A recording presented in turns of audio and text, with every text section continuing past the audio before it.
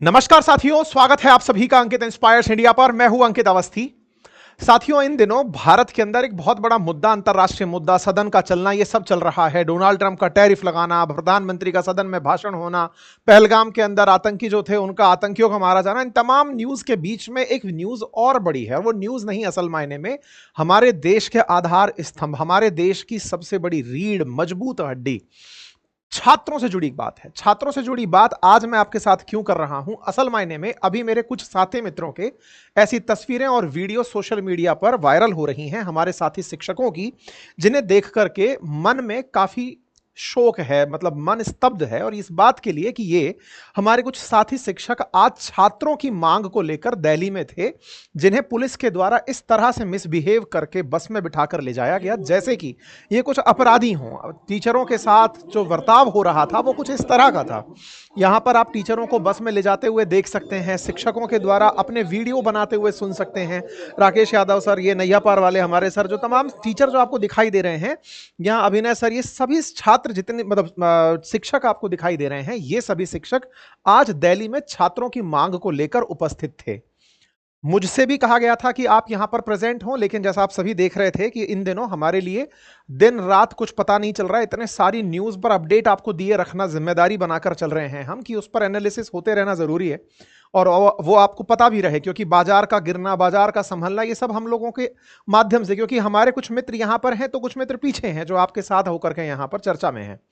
ऐसे में इन साथी शिक्षकों के साथ, जो कि अपनी बात रखने डीओपीटी के सामने गए थे, department of personal and training के सामने, किस बात को रखने गए थे? स्टाफ सिलेक्शन कमीशन में इन दिनों जो अनियमितताएं आई हैं, छात्रों के फ्यूचर के साथ जो खिलवाड़ किया है, छात्रों की मेहनत के साथ जो इस समय दिक्कतें एसएससी द्वारा की जा रही हैं, उस बात को रखने के लिए, ज्ञापन देने के लिए दिल्ली में शिक्षक एकत्रित हुए थे। देश भर से बड़ी संख्या में टीचर यहां पर एकत्रित थे। शांतिपूर्वक तरीके से आप शिक्षक से ये तो एक्सपेक्ट कर ही सकते हैं कि जब वो प्रेजेंट होंगे तो निश्चित ही अपनी बात शांतिपूर्वक तरीके से रखेंगे। उनके अंदर ये बेसिक सेंस, सिविक सेंस तो रहेगा ही कि वो किसी भी व्यवस्था को विघ्न के रूप में ले जाने नहीं पहुंचे होते हैं। उनका उद्देश्य है कि हम आए हैं, आप हमारी बात स्वीकार करें। इस बात को करने भर तक के लिए जब वहां पहुंचे तो वहां पर टीचर्स के साथ बदसलूकी हुई। पुलिस के द्वारा यहां पर लाठी चलाया जाना मीडिया रिपोर्ट्स में कहा जा रहा है। साथ ही शिक्षकों के द्वारा वीडियो फुटेजेस बाहर निकल करके आ रही हैं। ये सब हो क्यों रहा था, अब आप इस विषय को भी जान लीजिए। असल मायने में जो आप नहीं जानते हो, अगर आप में से कुछ साथी हमारे, कि स्टाफ सिलेक्शन कमीशन क्या है, क्योंकि अंकित इंस्पायर इंडिया की ऑडियंस लगभग 50% वो भी है जो कि एग्जाम नहीं देती है। तो ऐसे में उनको भी ये पता रहे कि चल क्या रहा है छात्रों के साथ, और ऐसे समय पर जानना और ज्यादा जरूरी होता है जब एक तरफ तो हम ये बात कर रहे हो कि डोनाल्ड ट्रंप ने भारत के साथ ये कर दिया, अब हमें उठ खड़ा होना है, हमें उन्हें बता देना है कि हम क्या कर सकते हैं। लेकिन हमारे ही छात्र, हमारे ही युवा, हमारे देश की जो कर्णधार हैं, अगर वो खुद पीड़ित हैं तो उधर से वो लोग मारे और इधर से हमारे छात्र प्रताड़ित हो रहे हो, तो उनका भी जिम्मेदार पहचानना जरूरी है। अगर एसएससी इस एग्जाम को कंडक्ट कराती है तो ये सरकार के अधीन संस्था है, तो सरकार को अपनी जिम्मेदारी समझने की आवश्यकता है, डीओपीटी को अपनी जिम्मेदारी समझने की आवश्यकता है कि ये अल्टीमेटली ऐसा हो क्यों रहा है। अगर हम कूटनीतिक स्तर पर विदेशों से वार्ता करने की चर्चा करते हैं तो हम अपने देश के अंदर जो छात्र हैं, उन छात्रों के साथ क्या बर्ताव कर रहे हैं, उन छात्रों के लिए क्या कर रहे हैं। यह विषय क्यों उभरा, मैं अब आपको थोड़ा सा उस विषय पर लेकर चलता हूं कि क्यों अल्टीमेटली एसएससी एस्पिरेंट्स इस समय प्रोटेस्ट कर रहे हैं। क्यों वो ये कह रहे हैं कि हमारे सपने मजाक नहीं हैं, आप उन्हें झूठा मत मानिए, और अल्टीमेटली देश के युवाओं से ही तो देश का भविष्य बनता है। ऐसे में एसएससी स्टूडेंट्स के द्वारा एसएससी वेंडर फेलियर और एसएससी मिसमैनेजमेंट नाम से ट्विटर पर ट्रेंड कराया जा रहा है। हो क्या रहा है? स्टाफ सिलेक्शन कमीशन नाम से देश के अंदर एक संस्था है, एक सरकारी सिस्टम है जो कि विद्यार्थियों के लिए परीक्षा आयोजित कराता है।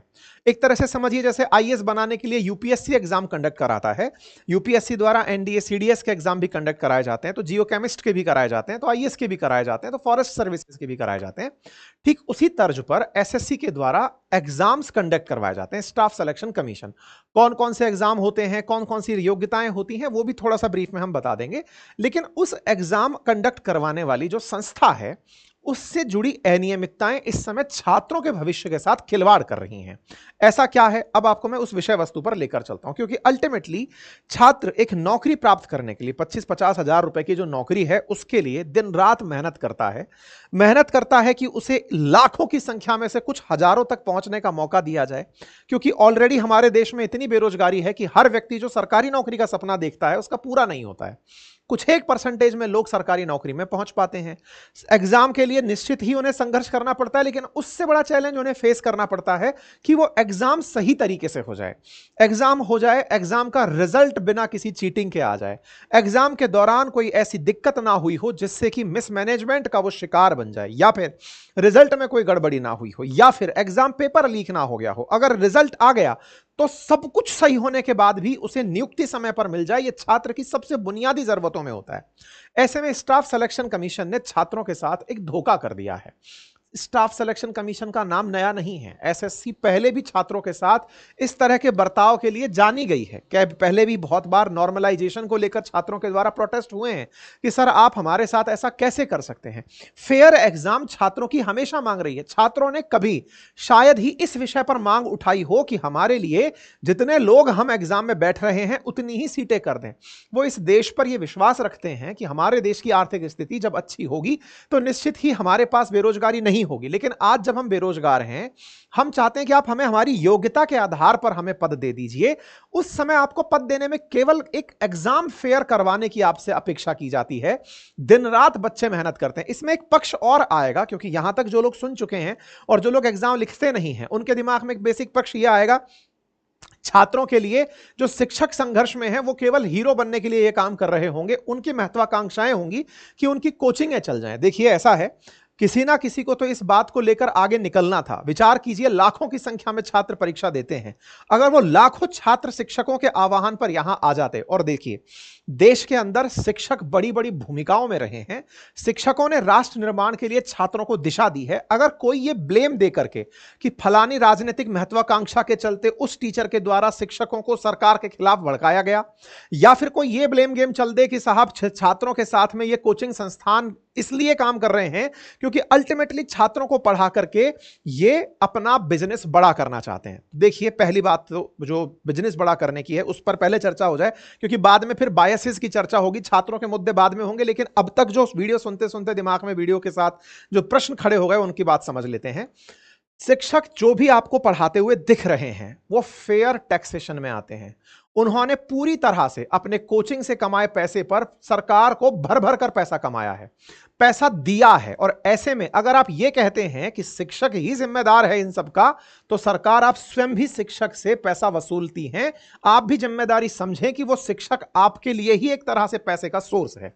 तो नंबर एक, वो कोई अपराध नहीं कर रहा है।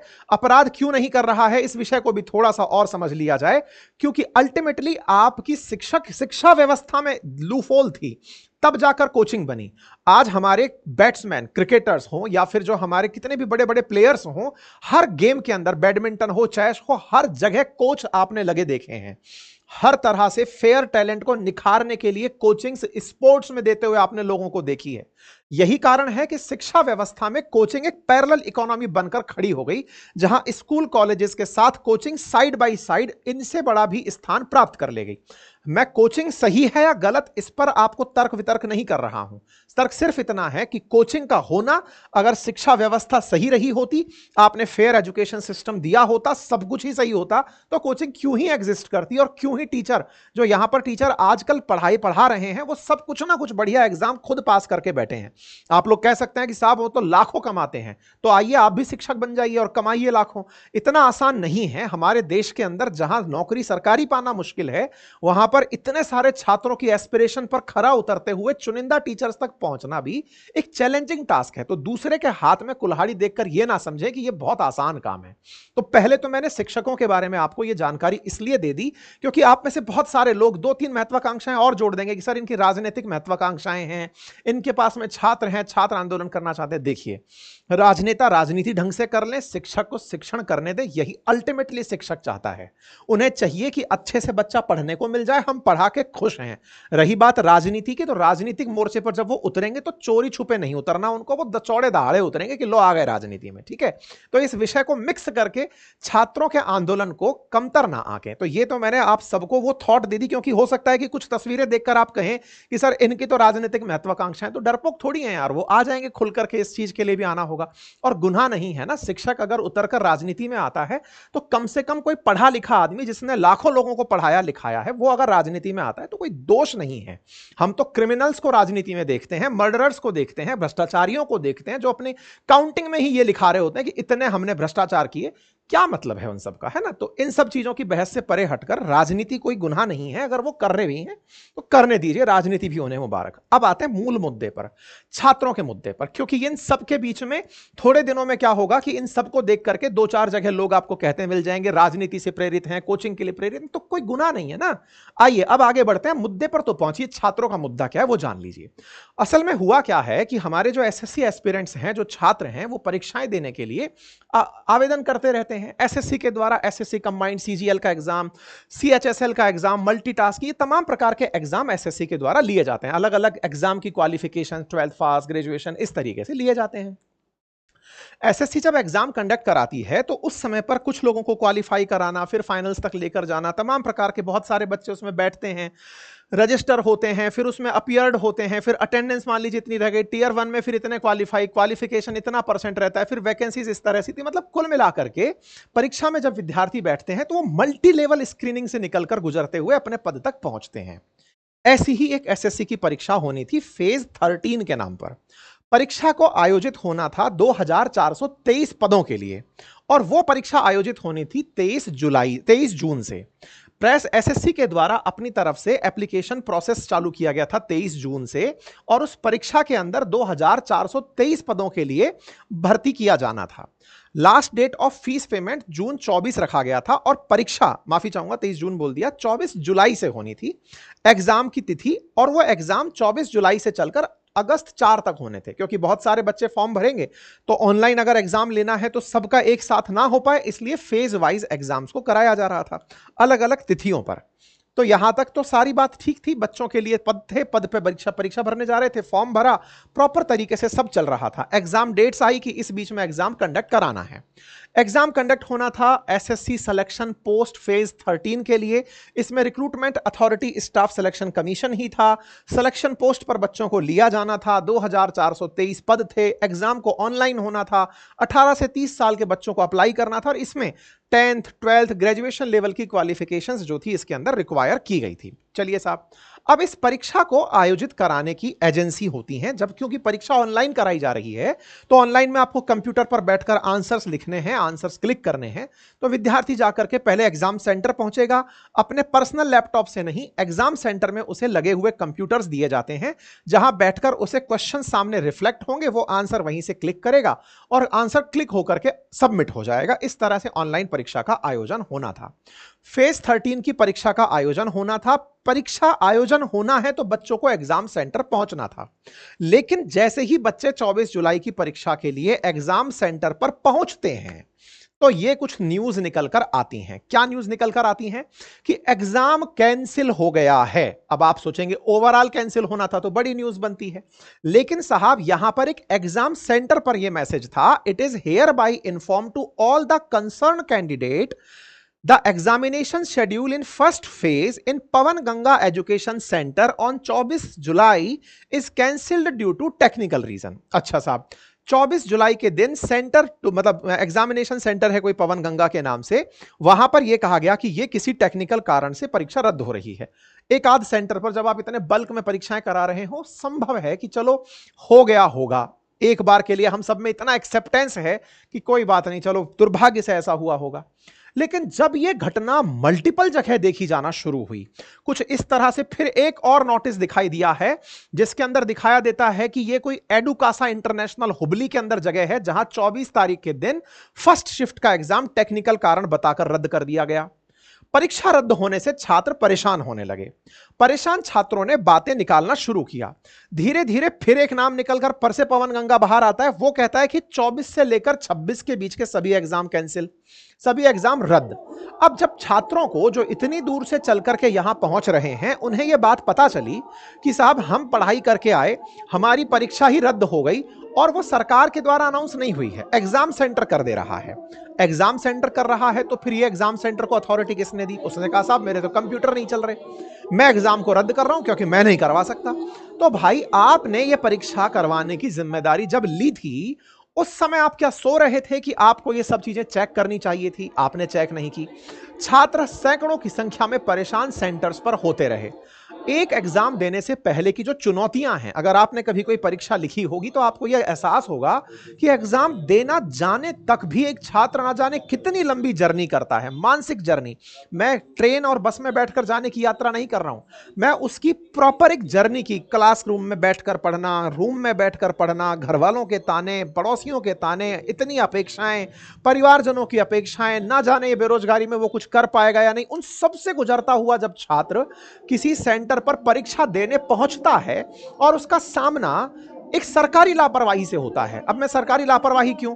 क्योंकि अल्टीमेटली ये एग्जाम कंडक्ट करवाना, छात्र ने स्कूल का फीस भरा होता है, एग्जाम का फीस भरा होता है, एग्जाम कंडक्ट करवाने की जिम्मेदारी जिनकी है वो कम से कम उस बच्चे की सब तैयारियों का सही से जायजा तो कर लें। आप जायजा के नाम पर उस बच्चे को इतना दूर से जो चल के आया है उसे एग्जाम सेंटर पर सही से एंट्री नहीं दे रहे हैं। जिन एग्जाम सेंटर्स में वो बैठ रहा है वहां कंप्यूटर काम नहीं कर रहे, विद्यार्थियों के द्वारा अपने द्वारा वीडियोस बनाए गए, अपने द्वारा सारी की सारी ये चीजें निकाल कर दी गई कि साहब हमारे साथ ये असुविधाएं हो रही हैं।